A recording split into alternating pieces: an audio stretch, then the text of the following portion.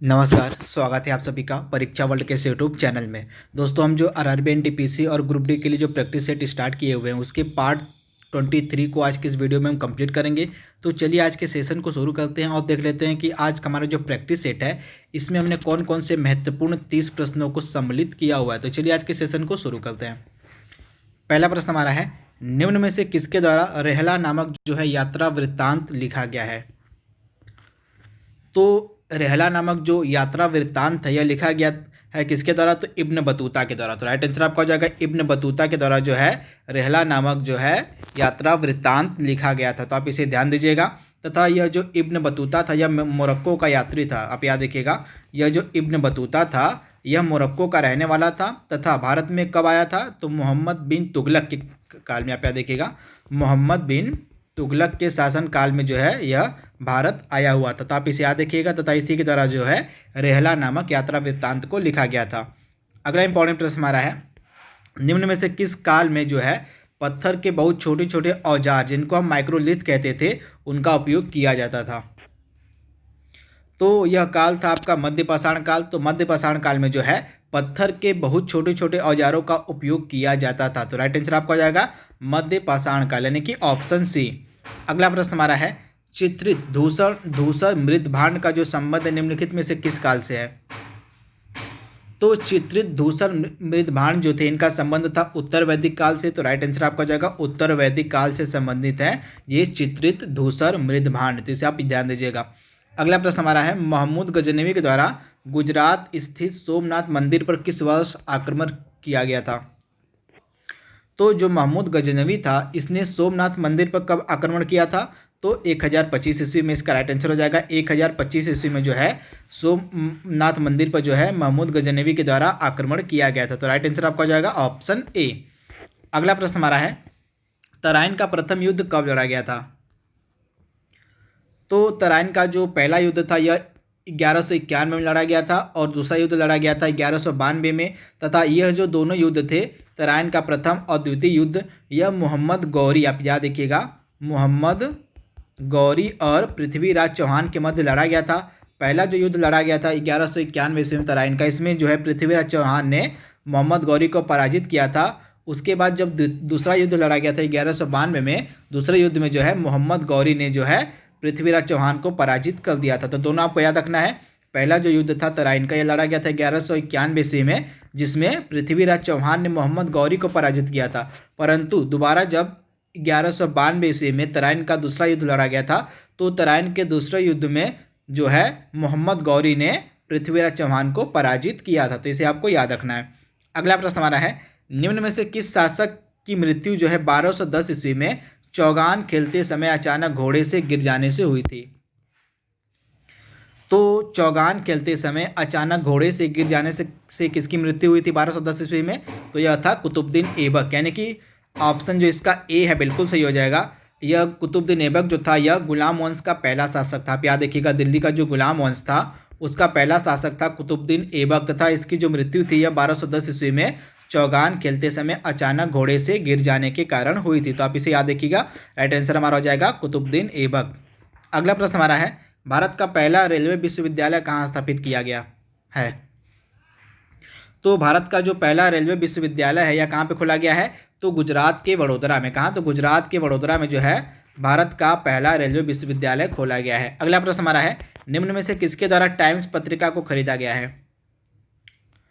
तो टाइम्स पत्रिका को किसके द्वारा खरीदा गया है, तो मार्क बेनियॉफ के द्वारा। तो राइट आंसर आपका हो जाएगा मार्क बेनियॉफ के द्वारा जो है टाइम्स पत्रिका को खरीदा गया है। तो आप इसे याद रखिएगा।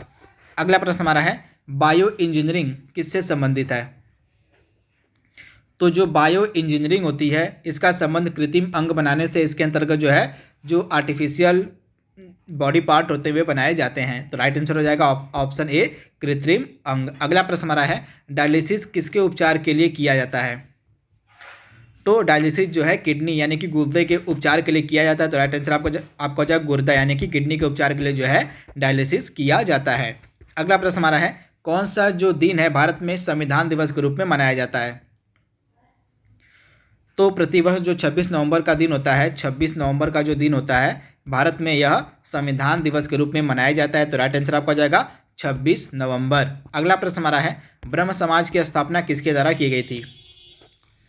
तो ब्रह्म समाज की जो स्थापना है यह की गई थी राजा राम मोहन राय के द्वारा। तो राइट आंसर आपका हो जाएगा राजा राम मोहन राय के द्वारा जो है ब्रह्म समाज की स्थापना की गई थी। वहीं आर्य समाज की जो स्थापना है स्वामी दयानंद सरस्वती ने की थी, जिसे भी आप याद रखिएगा। आर्य समाज की जो स्थापना है यह दयानंद सरस्वती के द्वारा की गई थी। अगला प्रश्न हमारा है, 1026 ईस्वी में सोलंकी राजवंश के राजा भीमदेव प्रथम ने किस मंदिर का निर्माण किया था? तो 1026 ईस्वी में जो है सोलंकी राजवंश के जो राजा थे भीमदेव प्रथम, इनके द्वारा कौन सा मंदिर निर्मित किया गया था? तो यह मंदिर था सूर्य मंदिर। तो राइट आंसर आपका जाएगा सूर्य मंदिर का जो निर्माण था यह सोलंकी राजवंश के राजा भीमदेव प्रथम के द्वारा किया गया था। तो राइट आंसर आपका जाएगा सूर्य मंदिर। अगला प्रश्न हमारा है, भारत के 14वें प्रधानमंत्री कौन है? तो भारत के 14वें प्रधानमंत्री कौन थे? तो राइट आंसर आपका जाएगा डॉक्टर मनमोहन सिंह, यानी इनकी राइट आंसर हो जाएगा option A, doctor Manmohan Singh जो थे ये भारत के 14वें क्या थे? प्रधानमंत्री थे। तो आप इसे याद रखिएगा। तथा इनके जीवन पर एक पुस्तक भी लिखी गई है। इस पुस्तक का नाम है द एक्सीडेंटल प्राइम मिनिस्टर।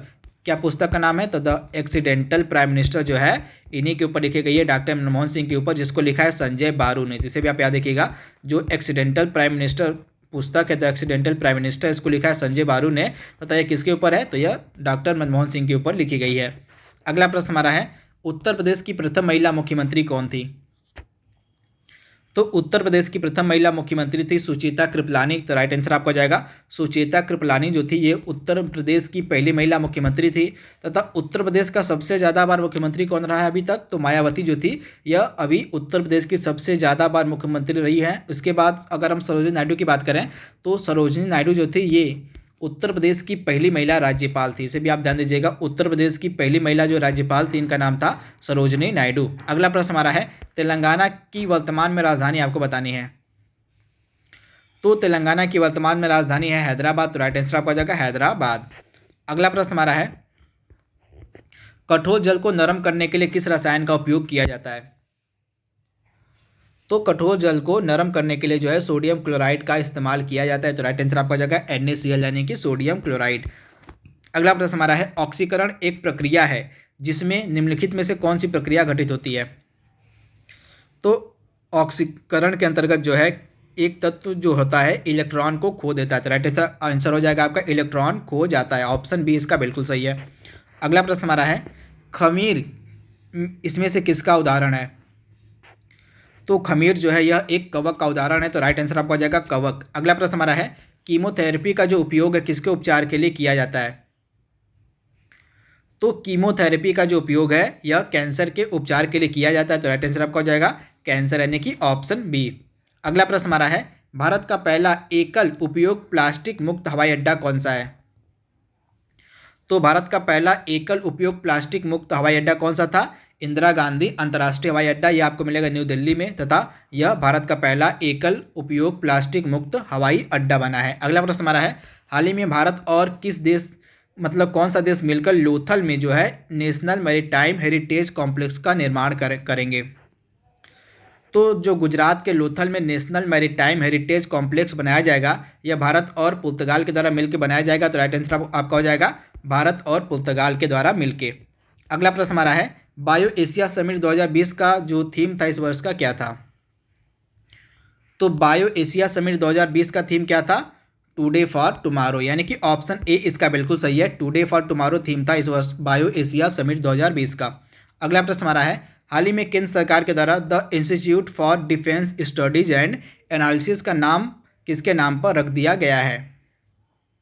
तो हाल ही में केंद्र सरकार के द्वारा यह निर्णय लिया गया है कि जो the institute of defence studies and analysis है इसका नाम रखा जाएगा मनोहर पारिकर के नाम पर। तो आप इसे याद रखिएगा, मनोहर पारिकर के नाम पे इस संस्थान का नाम रखने का डिसीजन लिया गया है। अगला प्रश्न हमारा है, निम्न में से कौन सा स्टेडियम भारत का पहला ग्रीन रेटेड स्टेडियम बना है? तो भारत का पहला ग्रीन रेटेड स्टेडियम बना है मोटेरा स्टेडियम। आपको मिलेगा गुजरात में। तो गुजरात का जो मोटेरा स्टेडियम है यह भारत का पहला ग्रीन रेटेड स्टेडियम बना है। अगला प्रश्न हमारा है, भारत और किस देश के मध्य जो है इंद्रधनुष 2020 युद्धाभ्यास का आयोजन किया गया? तो यह जो इंद्रधनुष युद्धाभ्यास है यह होता है भारत और यूनाइटेड किंगडम के मध्य। तो राइट आंसर आपका जाएगा भारत और यूनाइटेड किंगडम के मध्य जो है इंद्रधनुष नामक युद्ध अभ्यास किया जाता है। वहीं भारत और यूनाइटेड किंगडम के मध्य एक और युद्ध अभ्यास होता है जिसका नाम है अजय वारियर। अजय वारियर भी भारत और यूनाइटेड किंगडम के मध्य होने वाला युद्ध अभ्यास है। अगला प्रश्न हमारा है, भारत की तीसरी महिला जो हाल ही में लेफ्टिनेंट जनरल की रैंक तक पहुंची है।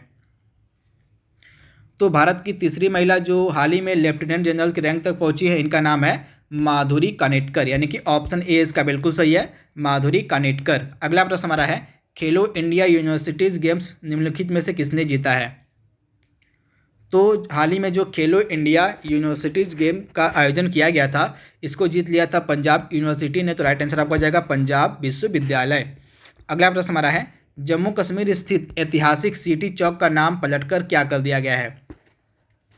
तो जम्मू कश्मीर का जो ऐतिहासिक सिटी चौक था, इसका नाम अब कर दिया गया है भारत माता चौक। तो राइट आंसर आपका हो जाएगा भारत माता चौक। आज का लास्ट प्रश्न हमारा है, हाल ही में भारत की पहली महिला जनजाति पुलिस बल का जो गठन है किस राज्य में किया गया है।